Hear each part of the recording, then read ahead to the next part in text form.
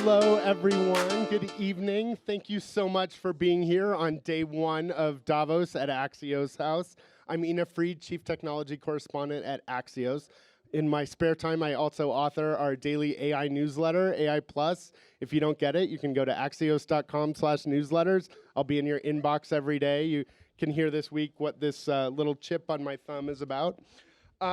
Today we're going to be exploring how AI is moving. It's not just going to be in the cloud, it's going to be in all sorts of devices, as you heard about a little earlier. Some of you are here with OpenAI's Chris Lahane promising their device. We should get a look at it this year. And how do we govern all that? We'd also like to thank Qualcomm for making today's conversations possible. And with that, let's welcome Qualcomm CEO Cristiano Amon.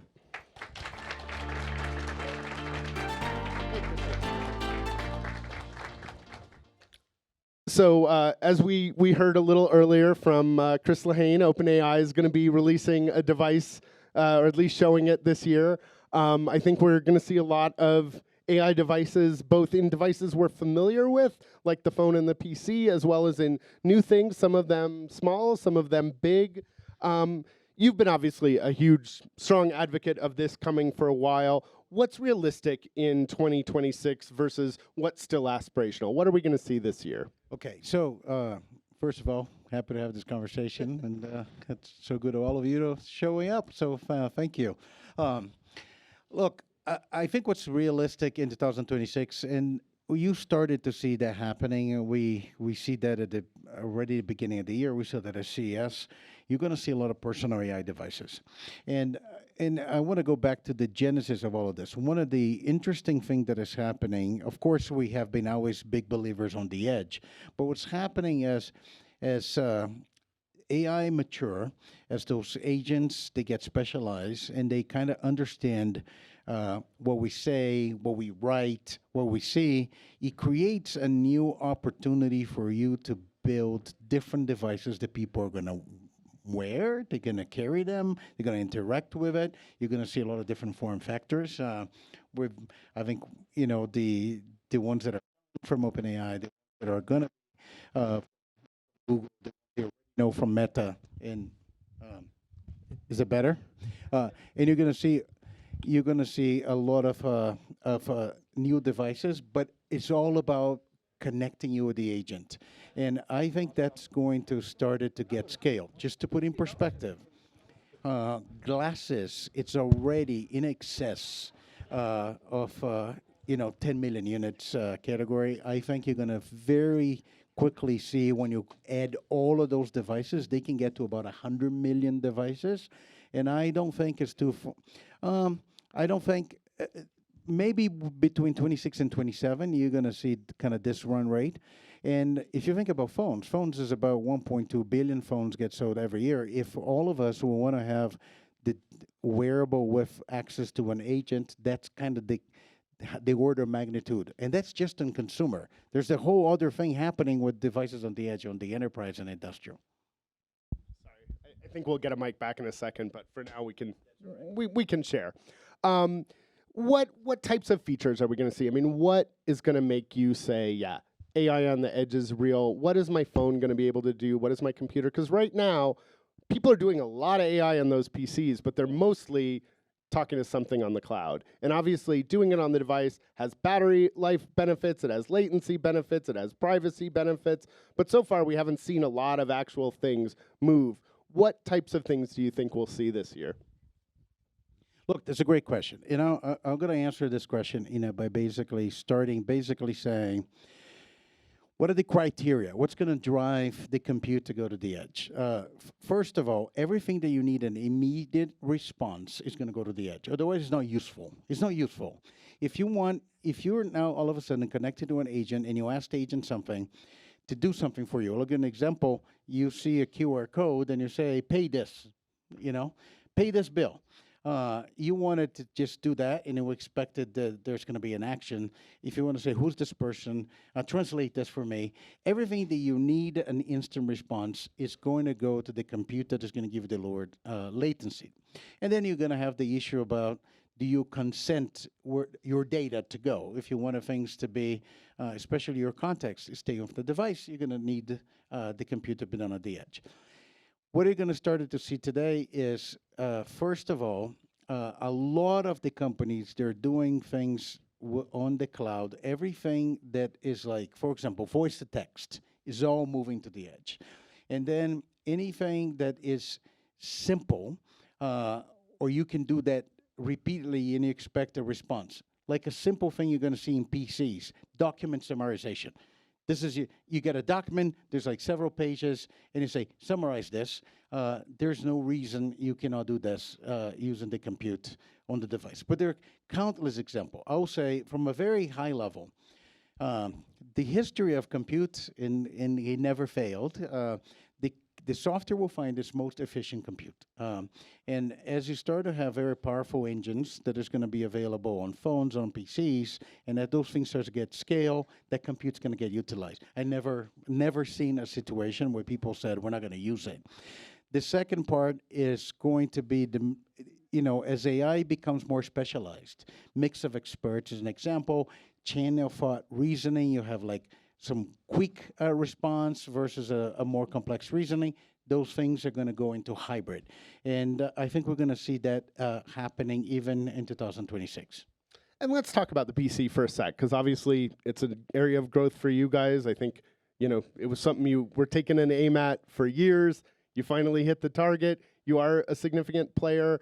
But we've heard about AI PCs a lot. There was a lot of talk in 2025 about AI PCs. And really, again, most of the work was being done in the cloud. Why hasn't it happened already? Is it just compute power? Is it software development? What's been holding it up? Well, for Qualcomm, it's not compute power. Maybe from some other people, it's, but not for Qualcomm. Touche. But I've look. We actually, I know this became a broad term, unfortunately, but I think when we start talking about AI PC, it was about the Copilot Plus, and there have been delays. I think software has not been ready, but I want to talk about this a little bit different. Because there's actually a lot of things happening on AI PCs. We see a lot of development going on right now, and I think it's going to come to the hand of consumers and enterprises. But I'm going to break that down. From a consumer standpoint, there are going to be things that are going to be applications are going to be adopting the AI engine. The easiest example for me to give it to you is gaming. Think about an RPG game. You're going to actually have the part of the gameplay. You're going to have a chat with the different characters on the game. That's going to be enabled by AI engines. There's a bunch of other things that's going to happen on the game. And a lot of the applications are kind of putting an AI front end. We're going to see that in phones. We're going to see that on a PC. The second thing is agents are going to become popular. It just started. If you look at Microsoft, just launched agents for Windows. Those things are going to get better. It's going to be unique to a bunch of different applications. And then the other part of it is actually what's happening on the enterprise. On the enterprise, there is now a conversation that is changing about as AI becomes pervasive. I just gave an example of document summarization. We're seeing a lot of ISVs and SaaS is now breaking things down and say, this particular application I want to run as part of my application that stays in the client. And I'm going to use the AI, computing of the machine to do it. The other stuff's going to go to the cloud. Many reasons for that.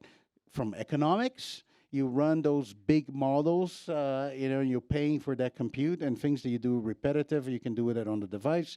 The other reason is privacy. The other thing is latency and access to data. So I think we're about to start seeing the inflection point. I think AI PC was probably advertised before its time. I'll speak from what our PCs that are selling today. They sell because it's an attractive form factor, multi-day battery life, and high performance. But eventually, it's going to be because the AI performance, that's where we're going to shine. And there's a lot of devices, as you mentioned. I think in CES just recently, you announced another device that we don't think of as much as a device, but robots. Why is robots the next step in what's been a multi-year diversification effort for y'all? I'm going to answer this question by telling what happened in automotive. Interesting, when we started our journey in And I tell you how it actually started. It started when we start thinking about it. Why people are driving their cars and they buy this phone holder and they put their phone in the dashboard. That means that some of the capabilities exist in phones that should be going into the car. And then that thing evolved and the car became a computing surface. And you've seen our journey into automotive. A lot of skepticism in the beginning. A lot of people thought they would not be able to do that. But I think Qualcomm has proven that we were very successful in the automotive, and Snapdragon Digital Chassis became the platform. And I'm going to walk you to this journey to say, because there's a parallel with robotics. Very difficult to displace some of the most valuable companies in the world out of anything, but we kind of succeeded in automotive. And the reason is very simple. You cannot put a server in a trunk of a car. It consumes too much power. You need, a lot of cooling. So you needed a computing that is very efficient. It comes from like a different DNA. Like maybe a cell phone, for example. And you need a lot of computing, but you need it to be very efficient. And you also need different types of computing. You have to integrate different types of sensors. You have to have, computer that go into power different screens, etc.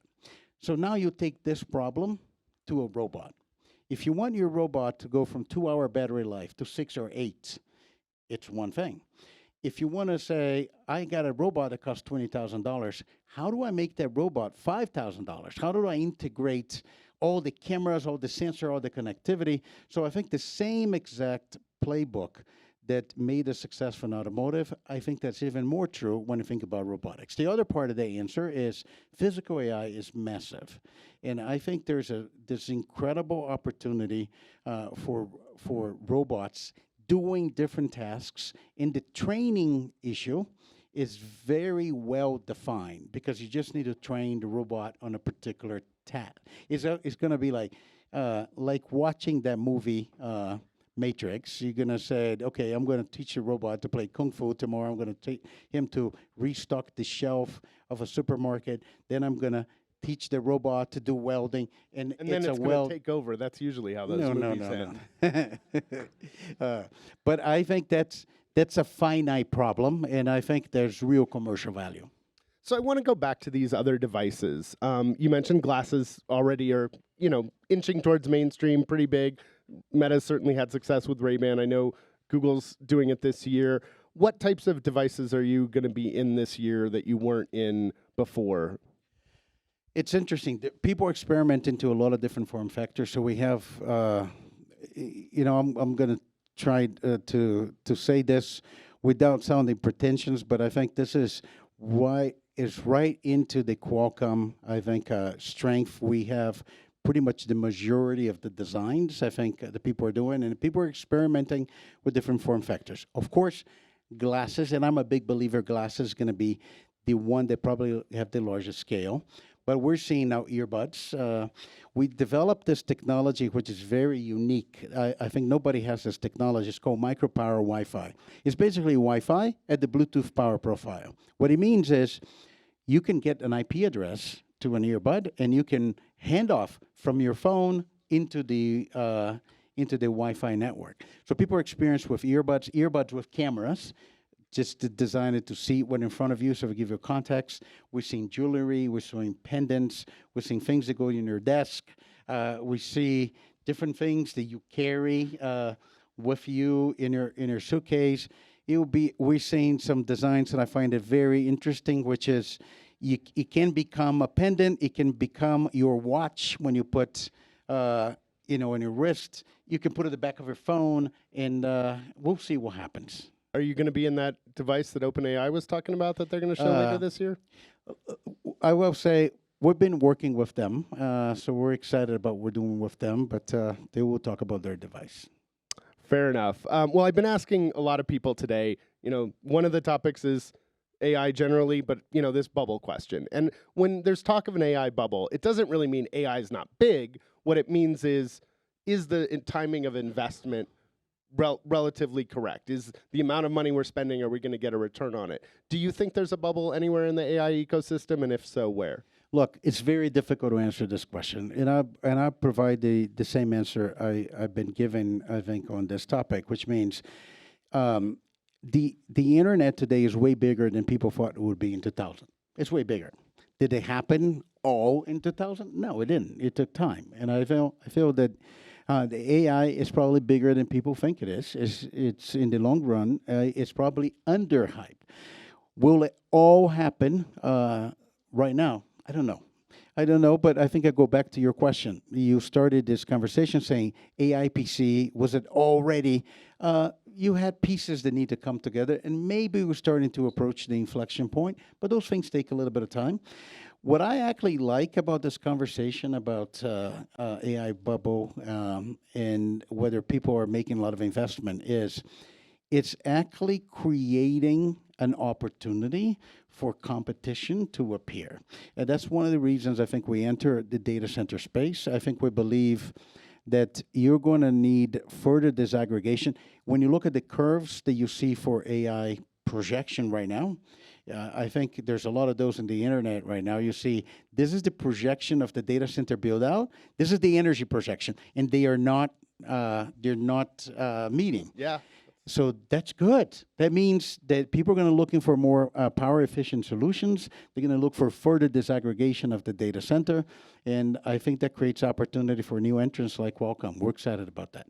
Last question before I let you go. Another thing that I think will be discussed this week is a little bit of turbulence in geopolitics. Really? I know. Sorry to let you know, but yeah. And I'm curious, as governments pay more attention to supply chains and AI sovereignty, is that something that Qualcomm benefits from, or does that complicate how and where you grow? You've certainly had a long business in China. Obviously, there's, some rivalry between China and the U.S., but also the U.S. seems a little bit perhaps less stable as a country. Look, you have a lot. You have a lot of those conversations. I think it is fair to say that in the technology sector, the supply chain is very complex, and there's a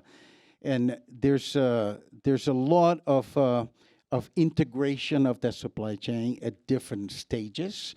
It is global, and as we navigate to this is not new. We've been navigating, I think, to this.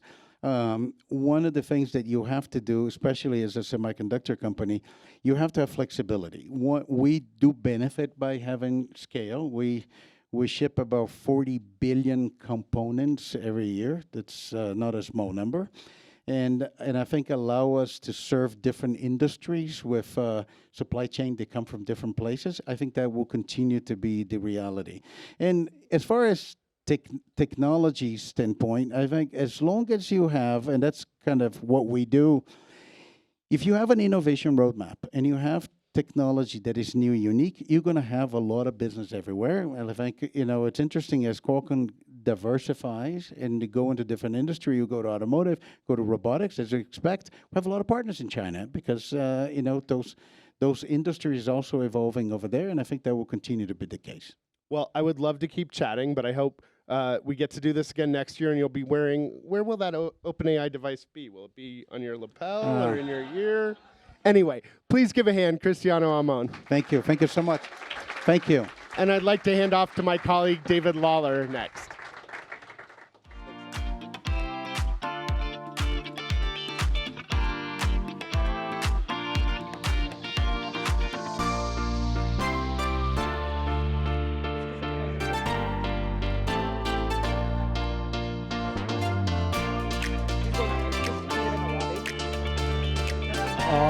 All right. Hello, everybody.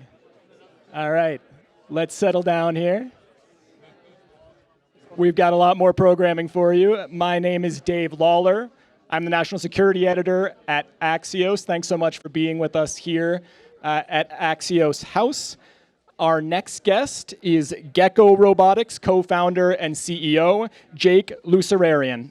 Welcome, Jake.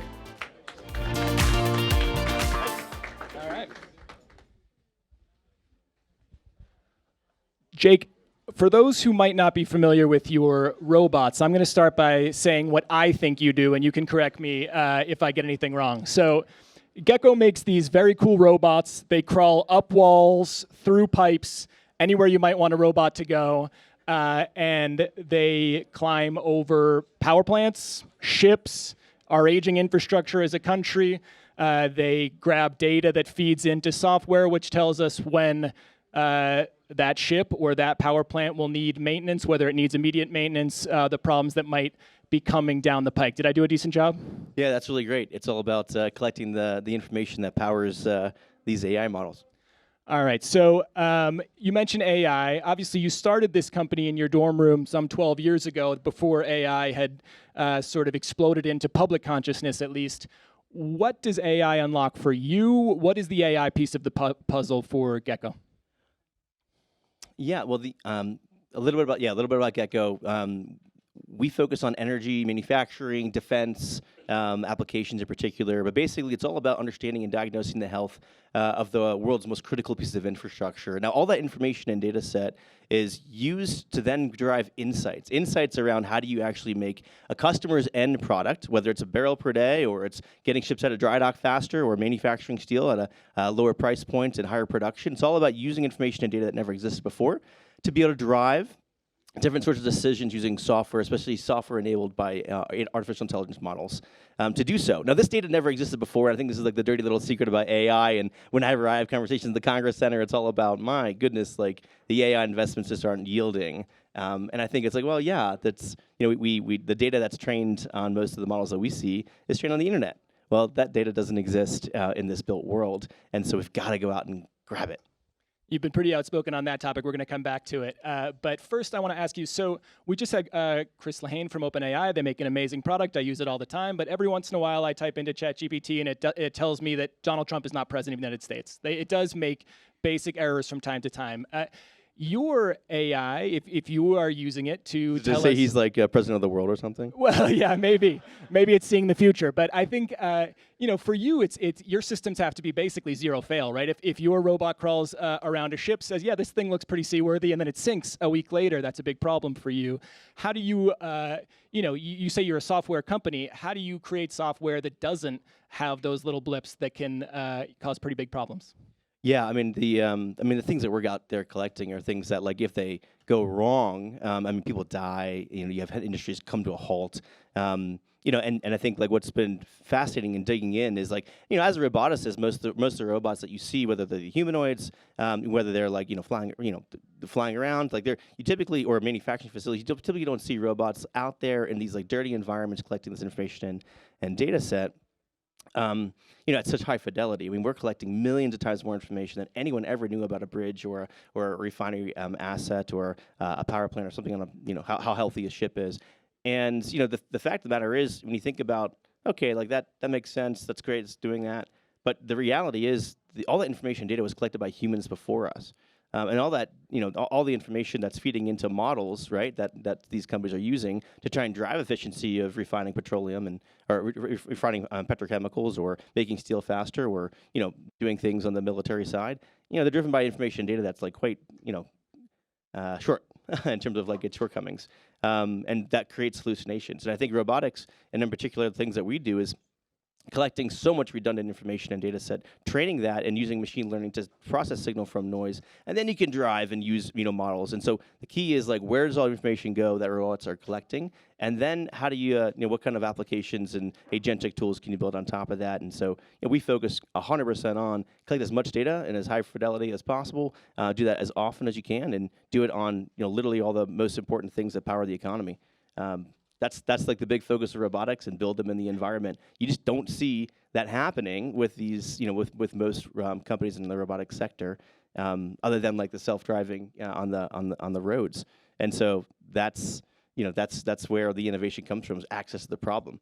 So you can't expect these industries to change if you don't actually get access with robotics. And so the most incredible companies and CEOs in the world totally get that. Those are the ones that we go deep with in terms of our customer base. All right, so you hinted at this. You have described the AI explosion as the definition of a gold rush. So why do you say that? And for people in the room who might be hunting for gold, where should they be looking if the industry at large looks to you as a gold rush? Yeah, look, I mean, here's the thing. all of there's a reason why there's a bubble with AI, right? Like there's so much efficiency to drive. Now the problem is, how do you access that in the industries that drive all of our GDP? Okay, where AI is going is in the physical realm. Okay, so physical intelligence, we hear a little bit more about this, and it's just like, how do you get robots to interact in the real world, or how do you use robots intelligently to get information and data in the real world? Where AI is going is in the physical realm. It's very important to understand this, and the countries and the companies that get this quickest and fastest are going to be the ones that are being advantaged in terms of the margin, the amount of product, and how safely they're able to do it, environmentally so as well. And so this is what's coming. It's when you can figure out how to extract information and data that derive better sorts of decisions when you're making steel, or you're using it for on the hydrocarbon side. With a company oriented towards, my robots and software should be dedicated to creating more of your product and less cost, and doing it safer, extending the useful life of the assets and capex. These are the companies that you see adopting them that you should be thinking about, like, oh, these are the dominant ones of the future. Those are the ones that are going to be leading the way. The ones that don't will become irrelevant, I think, in the next 5 years. You said the governments that get this will have a big advantage. The U.S. government is a customer of yours, but does the U.S. government get this that you're talking about, that AI is headed to the physical world and they need to get their hands around it? They're beginning to get it, and I think it's mostly driven by like fear of the huge head start or the huge advantages that China has.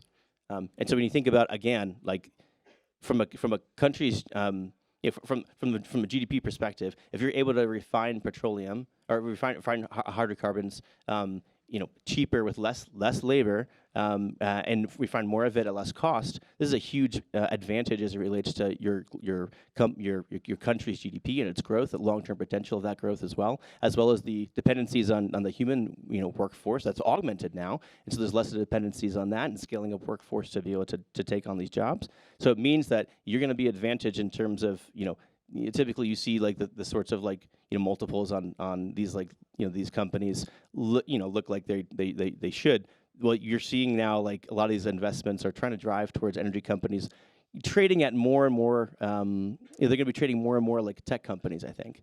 And then the U.S., what they're seeing is, if the world of AI is going to be heading towards physical robots, manufacturing capacities are completely outmatched in the U.S. Versus China. China's way further along, and so it's driving this innovation both in robotics manufacturing, but also robotics in the real world, for both offensive and defensive purposes.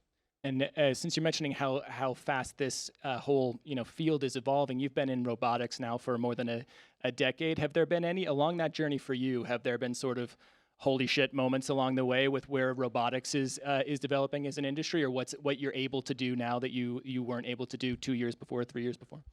Yeah, I mean, and Qualcomm's been a big accelerant of that. But I think there's just been a huge focus on this like application of robotics to help to drive the augmentation of this like workforce problem. I mean, we're trying to build a bunch of ships in the U.S., right? Shipbuilding speeds are 230 times slower in the U.S. than they are in China. So okay, you can't out-labor, so you have to out-innovate in terms of trying to accelerate how quickly you're able to build and keep up, not just with military equipment, but with private sector equipment as well. And so to do that, you're seeing a hyper focus on using tools, whether it's you just don't have inspectors and welders, right, in high enough quantities, so you have to augment that with robotics. Now, China has about 60% of the world's industrial robots, currently. Of the world, 60% is in China. And so a huge advantage, again, in terms of, robot AI-first approach.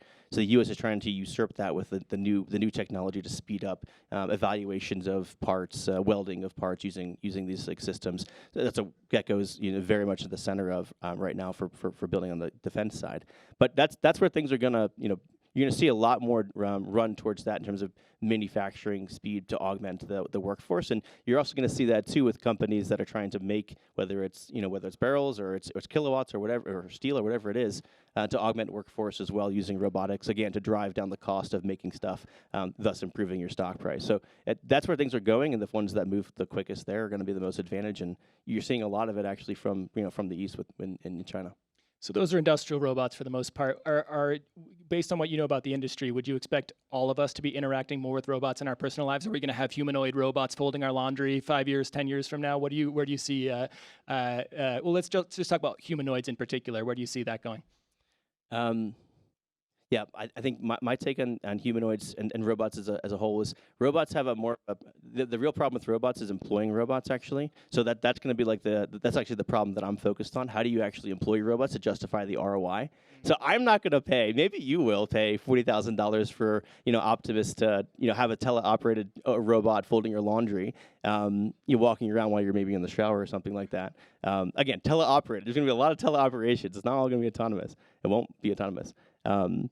And so, like, that's not something I'm probably going to pay for. But if you can figure out how to make robots really valuable in a setting where you're making really expensive products or kilowatts or again like metal or whatever these really expensive GDP driving companies are, my goodness, like I'll pay a bunch of money for that. But it has to work inside of an ecosystem and a system that can take information and data that's actually freaking valuable and then turn it into something that's insightful that can drive a competitive advantage or a labor augmentation or something like that. How do you take like a human that's like working at Home Depot and turn them into someone who's like very helpful and productive within like 2 or 3 months, opposed to spending 10,000 hours getting good at something. These are the sorts of things that are going to be the big drivers. And but like, and this is where I'm focused on, like, how do you make robots? How do you employ robots? Like, I think that's going to be the big question.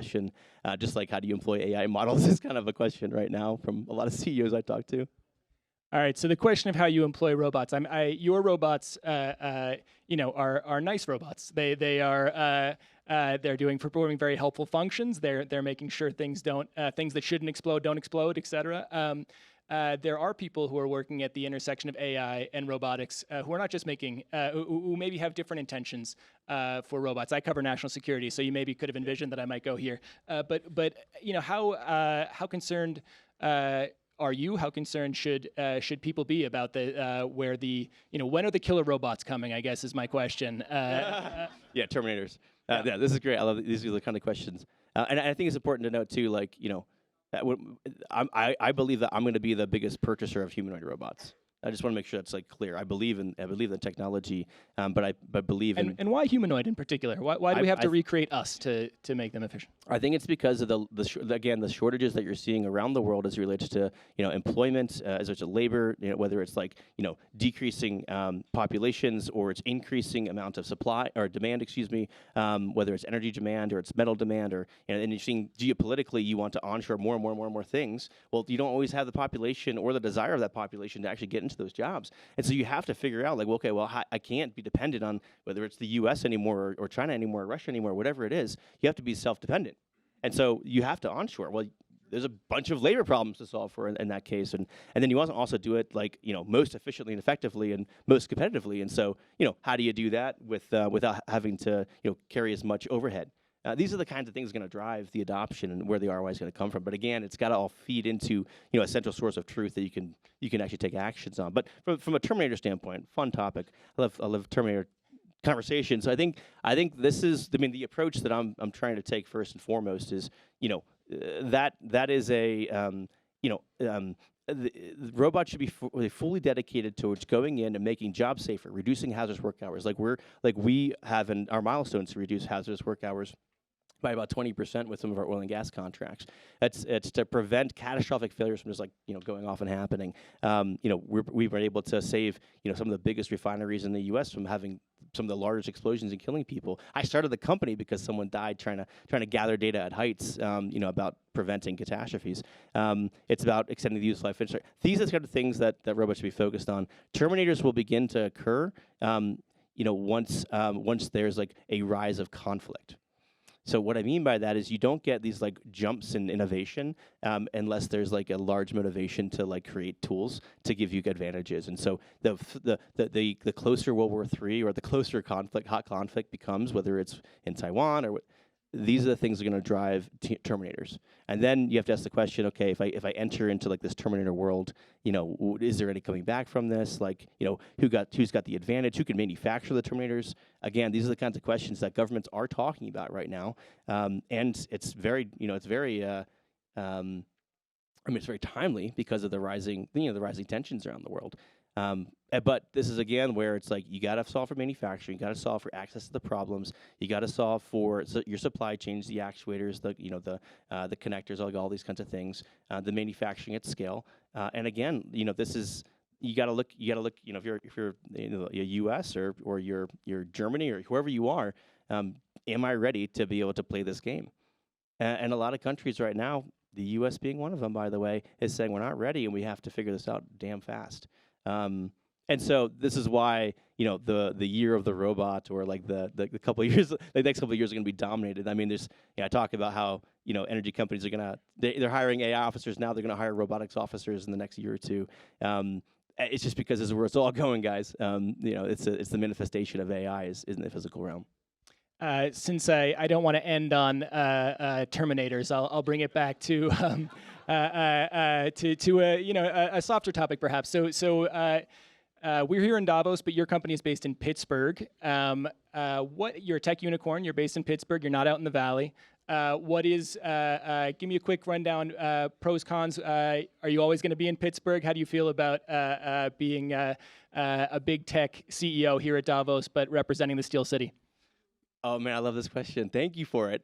Pittsburgh. I started this company an hour north of Pittsburgh because it got access to a problem that no one else could see, and that was how power and how energy was decaying, and there was no technology. No Silicon Valley company was running to the rescue. They were all focused on building the applications that are going after the dopamine hits, and there's when you have like an echo chamber, you don't see like beyond your little area. And so what's so exciting, and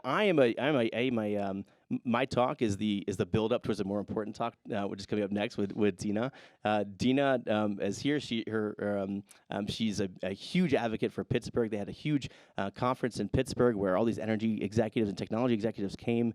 What I'm seeing from Pittsburgh is this look. I grew up in this 70% of steel came from Pittsburgh. More millionaires were in Pittsburgh in 1930 than there were in New York.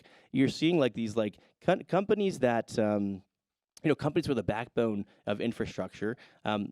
What's beginning to happen is that access to the problem sets that Gecko has and the access to the energy companies around Pittsburgh are the breeding ground for such incredible innovation that's happening right now. And so, and you're seeing this rush as well with data centers to this area. And my goodness, there's no better place to build such innovative technology that Silicon Valley doesn't get to see and have access to than right in the heartland of the country of the United States, because we get to see these problems. That's why I love working in the UAE, for example, or love working in some of these places internationally. Peru, there's another one. But they have give us access to the problems, and they are aggressive in their approach to solving and using technology to give them the competitive advantage. And that sort of competitiveness, that's what Dina and that's what Pittsburgh represents, is this this gritty competitiveness that's trying to build technology that's going to lead the frontier, in transforming these companies that have been around for quite a long time that we rely on every single day. Jake, you are a pro. You've already set up the next segment. I thought that was my job. Thank you very much. This is the real segment. All right. Yeah. Thank you very much. We're going to hand it over to our co-founder, Mike Allen.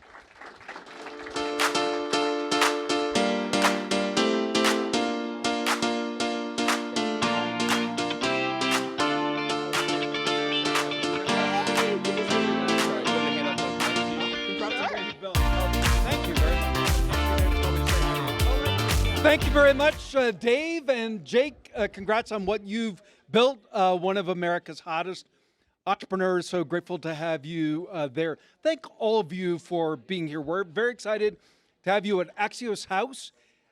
Yesterday was 9 years of Axios, our 9th anniversary. So we really appreciate all of you who've been here throughout what we've built and who are going to be here with us this week. We have Matt Damon, Demis Hassabis, F1 powerhouses, and many more guests. So thank you for being with us. Thank the Axios events team, Axios Live, which works miracles around the world.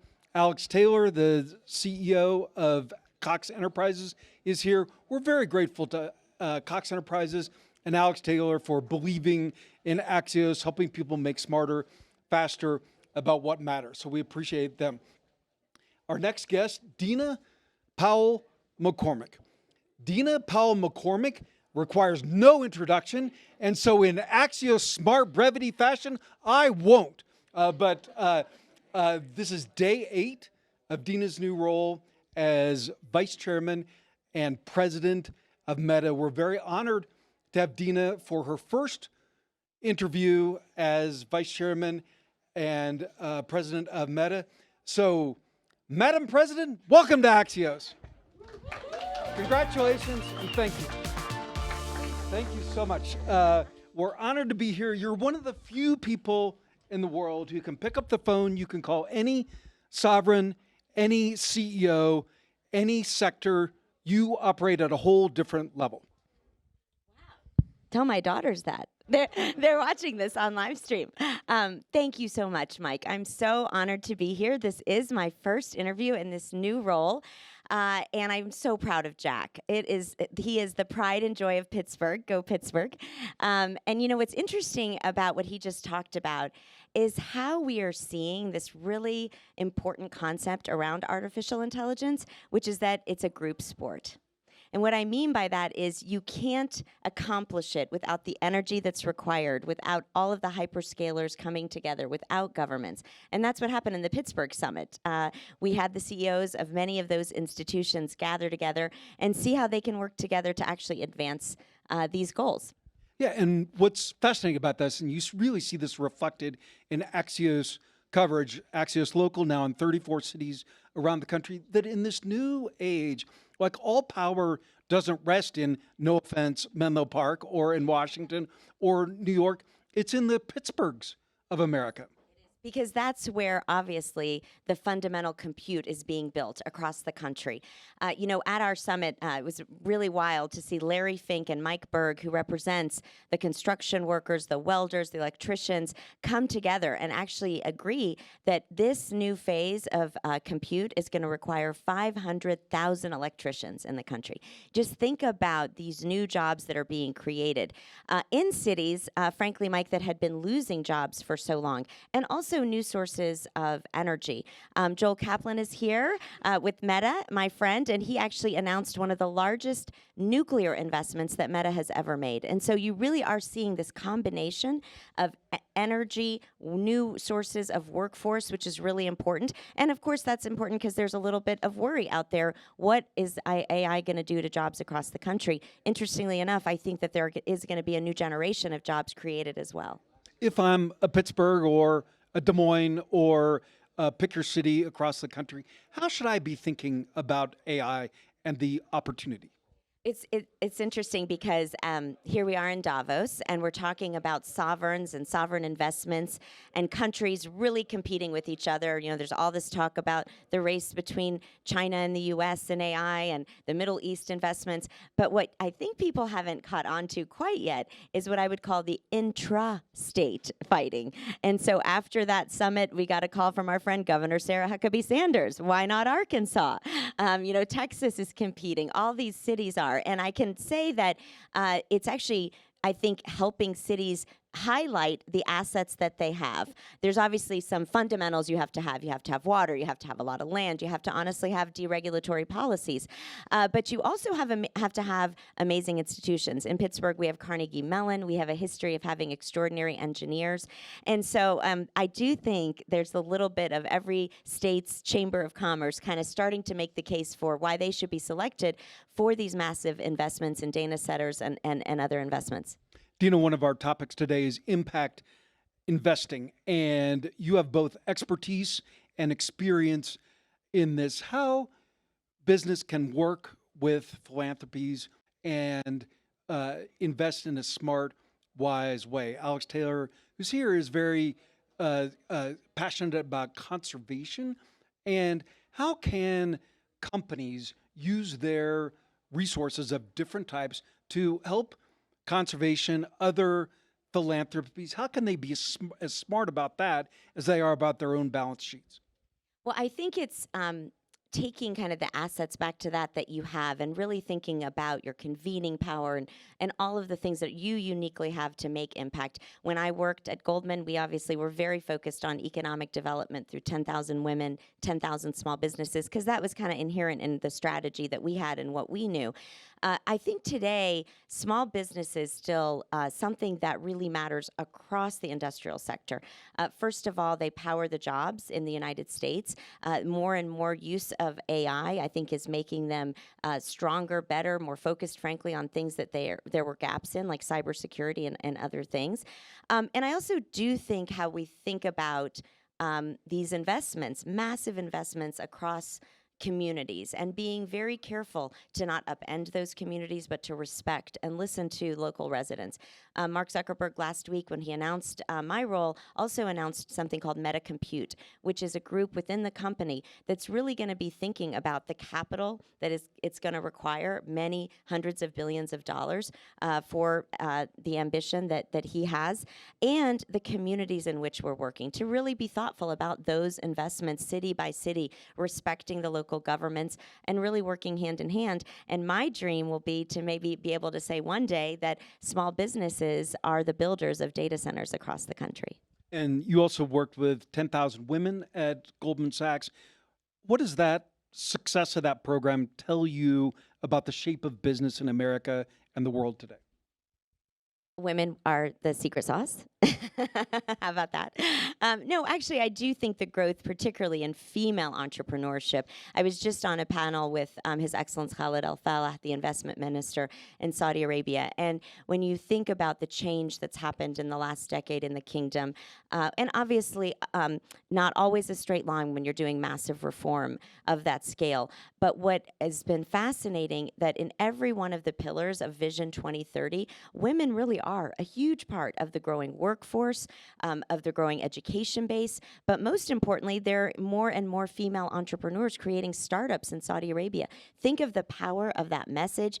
Think of how much they will enhance the economy, and think of the role models that they will be for their daughters. Okay, so last question on impact investing. Say I'm a CEO saying I'm a fly fisherman or a fly fisher fan. Like, what can I do to be smart about how I can promote conservation, promote sustainability? Because something I've been chatting about with people here is businesses in the past have not brought the same rigor or even milestones to their philanthropic work that they have to their day job. Well, I think, measurement and transparency reporting on it. I think that certainly in the times that I worked on the economic development programs that we had, every single year we were really transparent. How many business owners went through the program, how much revenue did they create, or what percentage, how many jobs were created, and most importantly, what were the failures, what didn't work in the programs. I think it is really valuable, honestly, maybe more valuable than anything, when you explain, when you're on a philanthropic mission like Alex is, to really talk about what hasn't worked. I think people are particularly gun shy to talk about that when it comes to giving money away or to impact, because it might dry up your sources or grants. But the truth is, I think it makes you look like you're thinking like a business person. And every year a business has, profits and losses. And so to really talk through that. And I always used to say to some of the people in the program that you don't get to be Jack and create Gecko. You don't get to be Alex Cox. You don't get to be Mike Allen or Jim Vandehei without having ups and downs and failures along the way. Because failure is the thing that happens right before success. And I think being more honest about that, whether it comes to business, philanthropy, or maybe even government someday. It's a great advice. So, Madam President, day one, a week ago yesterday, you showed up in Menlo Park. You're in a new role, reporting to Mark Zuckerberg. How did this role come about, and how did you decide that this was the moment you've always been fluent in tech, going back to your time on the Goldman Sachs operating committee. We first knew each other, and Joel Kaplan under President George W. Bush, 43, when you were very young, director of presidential personnel. How did this job come about, and why now? So I have been on the board. I've had the privilege of being on the Meta board for the last year. And so obviously it gave me a front row seat to the products, to the team, to the technology, and I really was just so incredibly impressed. I was also really impressed with Mark's leadership. Mark really uses the board. He brings challenges to the boardroom and really goes back and forth with board members. That's the kind of leader you want to work with. You really want to be able to add value, to use your voice, and to actually have someone that you feel is listening to you. So I had, kind of that base, and then just kind of thinking about the team around Mark, who's been together for 20 years, most of that core team, and how exciting it is to be around them and to frankly be part of, and this is the main thing I told my daughters when they said, "You're going to do what?" I said, I really believe that as human beings today, and Axios, I do think has been on the front lines of reporting on AI for the last 3 years. Why? Because of what I also told my daughters. There is a transformation in humanity coming. Nothing can stop that now with this technology. And to even be a tiny part of that with a company that I admire as much as Meta is just truly a huge honor. The only problem is that Kate and Ava in particular, my daughters, said to me, "You don't have any cool clothes to wear to Menlo Park. You only have black banker suits, and so you're going to have to find some cool jeans and T-shirts. I'm working on it." They're going to spruce you up, as my mother would say.